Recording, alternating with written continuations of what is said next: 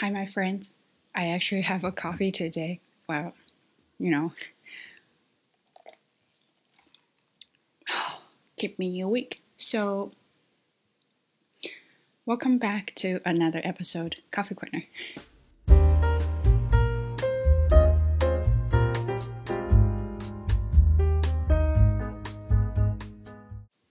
So from now on, I'm probably gonna upload a lot of videos just because I have a conference coming up this Friday, and really need to practice my speaking. And I have an interview probably in July or August.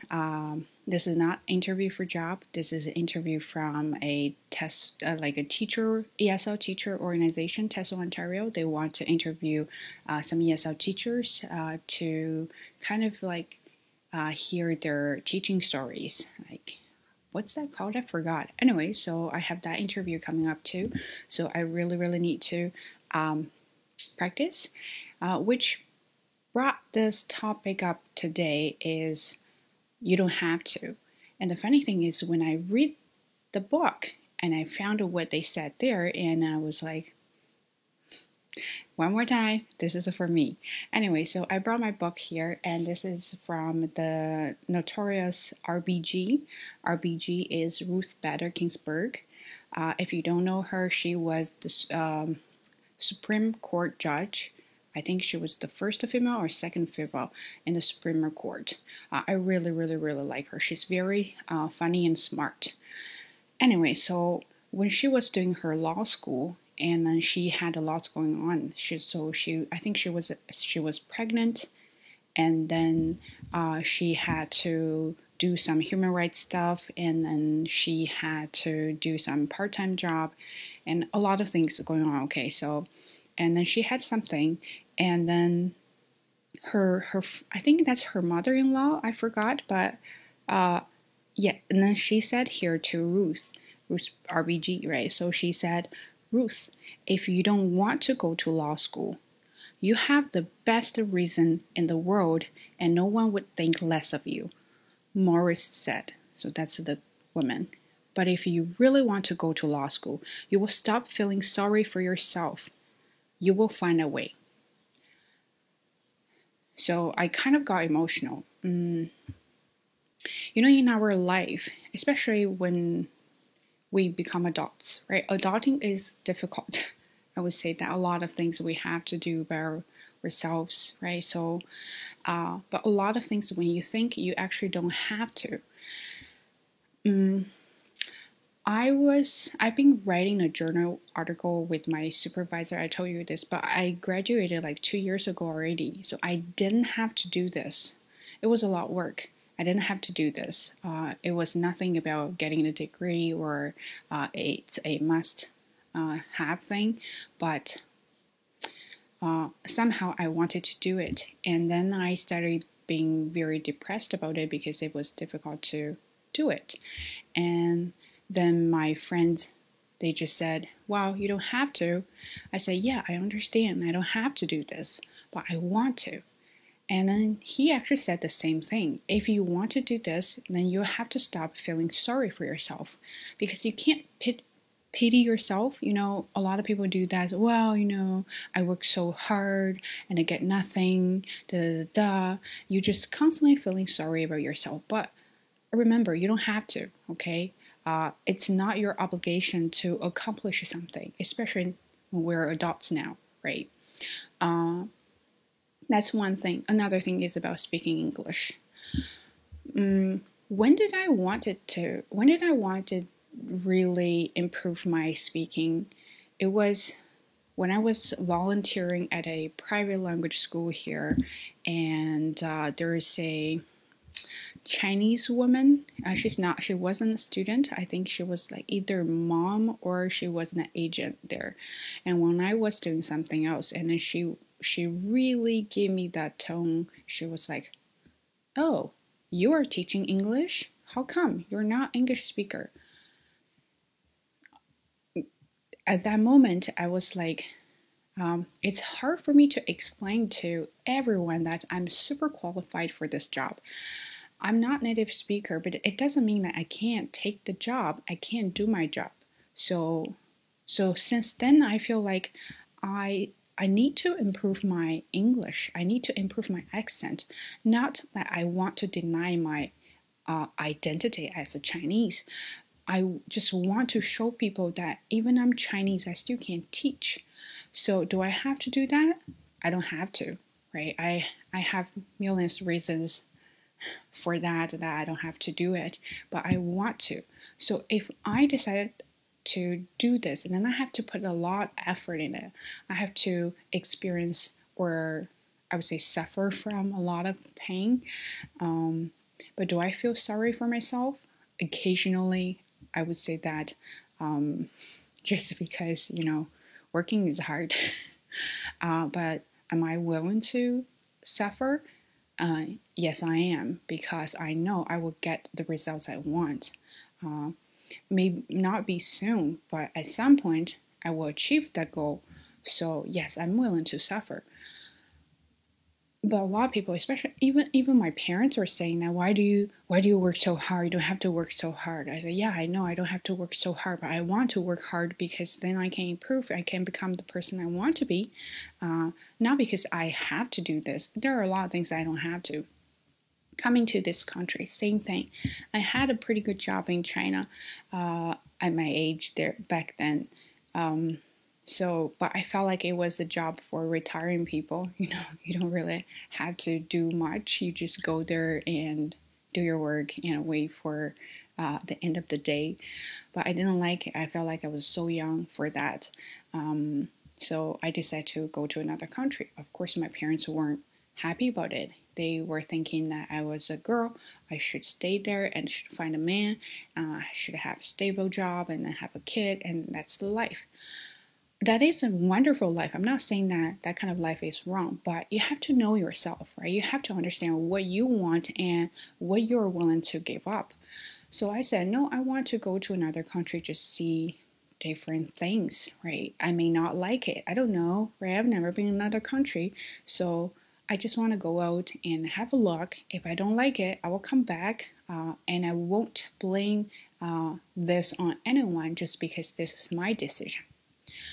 So they didn't like it. I applied for a visa by myself because I didn't have money. So I did everything by myself. Saved a lot of money, by the way. So I did that, came here.